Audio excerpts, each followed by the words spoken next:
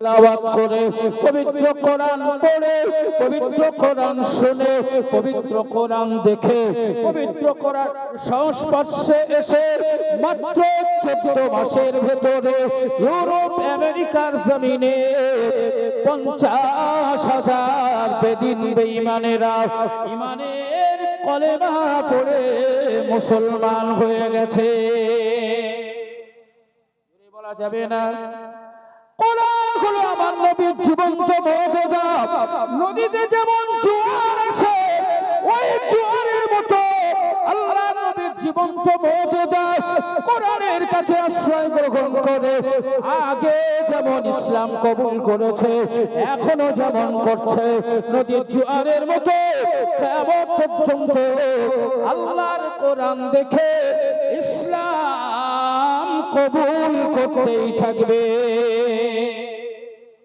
বলা যাবে না, আরো জোরে বলা যাবে না। ও কোরআন প্রেমিকেরা, সেই কোরআন আজ তোমাদের ঘরে, তোমাদের বাড়িতে, তোমাদের মাথার উপরে, তোমাদের বুকের উপরে নবীর বাড়ি বানিয়েছে, নবীর বাড়ি তৈরি হয়েছে।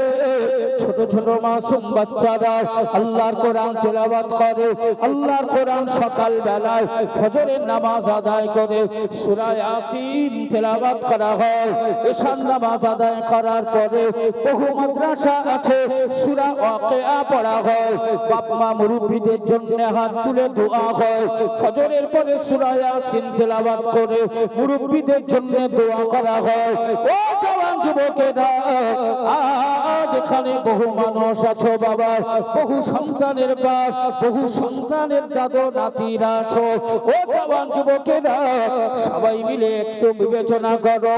আজকে এখানে এই স্টেজে কাউকে এই স্টেজে দাঁড় করিয়ে যদি বলা হয় এটা মাস্টারের বাপ, যদি বলা হয় এটা ডাক্তারের বাপ, যদি বলা হয় এটা উকিলের বাপ, যদি বলা হয় এটা জজের বাপ, যদি বলা হয় এটা ব্যবসায়ীর বাপ, যদি বলা হয় এটা বাড়িওয়ালার বাপ, ও জওয়ান যুবকেরা, তাদের সাথে সাথে কোন একজনকে দাঁড় করিয়ে যদি বলা হয় এটা হলো এলাকার প্রখ্যাত মুফতি সাহেবের আব্বা, সবাই মিলে বলেন কোন বলাটা খুশি বলা হবে?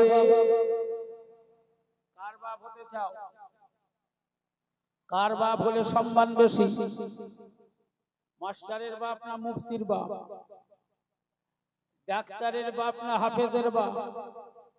হাফেজে কোরআন, হাফেজে কোরআন যার বাচ্চা হাফেজ হয়েছে, যে বাচ্চাকে হাফেজ বানাবে, বানাতে পেরেছে, বানিয়েছে।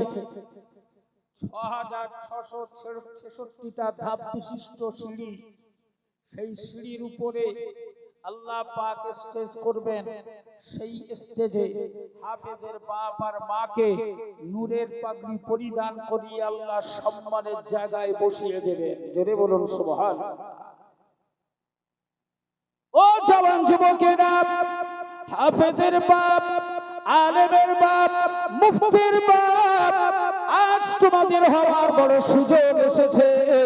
আজ তোমাদের তকদির, তোমাদের কপাল, তোমাদের বাচ্চাকে হাফেজে কোরআন বানাতে পারলে না। একজন হাফেজে কোরআন